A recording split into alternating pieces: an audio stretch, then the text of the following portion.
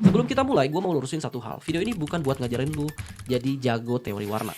Gue bakal bongkar kenapa warna bisa menaikkan margin atau menghancurkan kredibilitas tanpa satu kata pun. Video ini buat bikin lu berhenti ngerusak nilai produk lu sendiri secara tanpa sadar. Setelah video ini selesai, lu harus berhenti milih warna karena kalian suka, kelihatan rame, atau biar stand out. Dan mulai milih warna karena satu alasan yang jauh lebih penting. Warna apa yang ingin kalian tanamkan di otak konsumen tentang nilai produk kalian. Karena warna itu bukan soal estetika, warna itu merupakan sinyal harga. Kalian tahu nggak kenapa dua produk dengan isi yang sama bisa dijual dengan harga yang jauh berbeda? Bukan karena kualitas, bukan karena iklan, bukan karena promo mereka gede-gedean, dan seringkali bukan karena mereka adalah brand besar. Tapi karena satu hal yang lebih cepat diproses oleh otak manusia dibandingkan teks, logo, atau klaim apapun, yaitu warna. Masalahnya, banyak brand kecil dan UMKM tanpa sadar menjatuhkan harga produk mereka sendiri, bahkan sebelum konsumen sempat baca spesifikasi produknya. Kalian mungkin ngerasa, ini kan cuma warna. Tapi, otak konsumen nggak mikir gitu. Otak mereka sudah menempel label murah, mahal, profesional, atau murahan. Mereka udah tahu dalam kurang dari 1 detik. Dan yang paling pahit, kalian bisa punya produk bagus, tapi warna yang kalian pilih membisikkan pesan yang salah. Di video ini, gue bakal bongkar kenapa warna bisa menaikkan margin atau menghancurkan kredibilitas tanpa satu kata pun. Gue perlu jelasin dulu apa yang nggak akan kita bahas. Kita nggak akan bahas color wheel, teori RGB, CMYK, atau mitos dangkal seperti merah bikin lapar, biru bikin tenang. Karena masalah di lapangan bukan di situ. Yang bikin produk kalian kelihatan salah harga itu bukan salah warnanya, tapi salah konteks nilainya. Di video ini kita akan bahas perceived value, value signaling, dan kenapa saturasi, kecerahan, dan jumlah warna lebih penting daripada warna apa. Gue bakal pakai prinsip dari beberapa buku desain dan psikologi, tanpa istilah ribet, tanpa so akademis. Targetnya satu, supaya visual produk kalian berhenti melawan harga yang ingin kalian pasang. Kebanyakan orang berbicara tentang warna dari sisi mood. Mau brand ceria, mau kelihatan fun, atau kelihatan beda. Masalahnya, otak manusia nggak bekerja berdasarkan mood. Saat mengambil keputusan beli cepat, dalam buku Hook, Neil Eyal menjelaskan bahwa otak manusia selalu mencari trigger paling cepat untuk menghemat energi. Dan warna adalah trigger tercepat. Lebih cepat dari logo, lebih cepat dari copywriting, lebih cepat dari foto. Masalahnya, asosiasi warna itu bukan netral. Selama ribuan tahun evolusi, warna cerah, urgent, cepat konsumsi sekarang. Warna redup, stabil, aman, langka. Warna kompleks, warna yang kompleks itu sulit dibuat atau bernilai. Ini bukan opini desain, ini adalah cara kerja otak. Makanya, tantangan kalian bukan warna apa yang bagus untuk brand kalian, tapi warna apa yang mengirimkan sinyal yang benar. Kalau kalian jualan barang mahal, tapi pakai warna yang teriak diskon, otak konsumen akan bilang, otak konsumen akan bingung maksud gua. Dan saat otak bingung, mereka menunda atau skip. Dulu gue pernah mikir, biar produk stand out, warnanya harus nyala. Merah terang, kuning stabilo, biru elektrik. Secara logika awam, memang masuk. Tapi secara persepsi nilai, jatuh.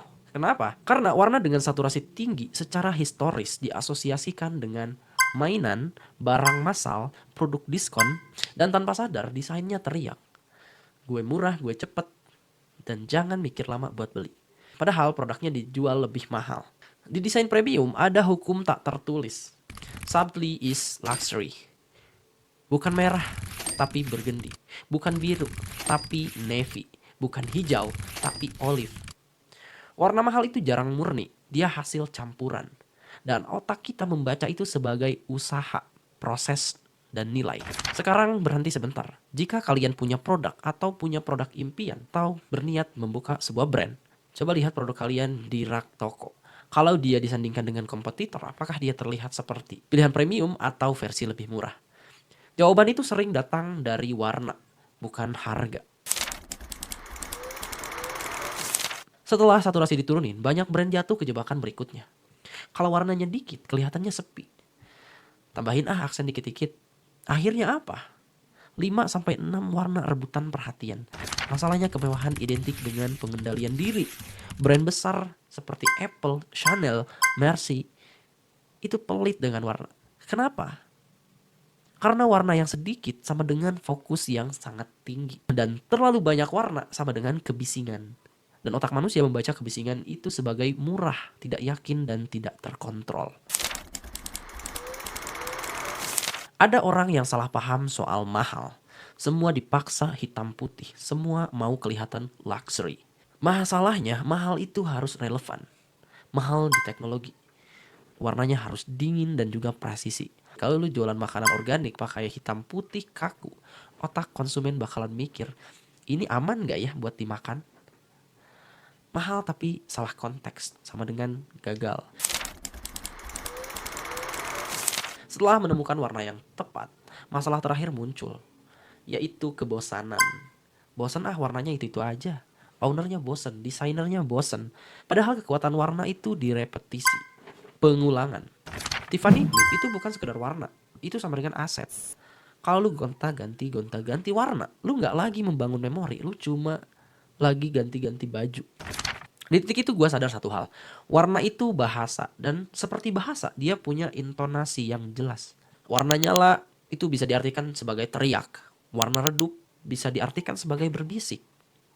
Flash sale butuh teriakan, produk mahal itu butuh bisikan. Setelah tahu itu gue berhenti nanya, gue suka warna apa, dan mulai nanya harga berapa yang mau gue minta dari orang. Karena warna dan harga harus satu suara. Kalau lu mau jual mahal, lu harus berani. Buang warna berisik, pakai ruang kosong. Brand lu harus kelihatan tenang. Karena ketenangan visual adalah simbol status tertinggi. Kalau lu mau praktek sekarang, coba deh. 1, cek saturasi. Lu bisa turunkan atau campur dan dewasakan. Wow. Yang kedua, batasi warna. Ada teori yang menyarankan kalau warna itu cocoknya di 60, 30, dan 10%. Jangan lebih. Yang ketiga, bandingkan tetangga atau bandingkan dengan kompetitor lo. Apakah produkku terlihat sebagai versi murah atau alternatif premium? Jawabannya hampir selalu ada di warna. Warna itu punya dampak finansial. Dia bisa naikin margin atau bikin orang meragukan produk kalian. Mungkin masalah produk kalian bukan kemahalan, tapi karena warna produk kalian membisikkan, harusnya gua murah. Cek lagi deh visual produk kalian, visual brand kalian. Apakah pesan diam yang dia kirimkan? Oke, kita Nanois cabut dulu, thank you.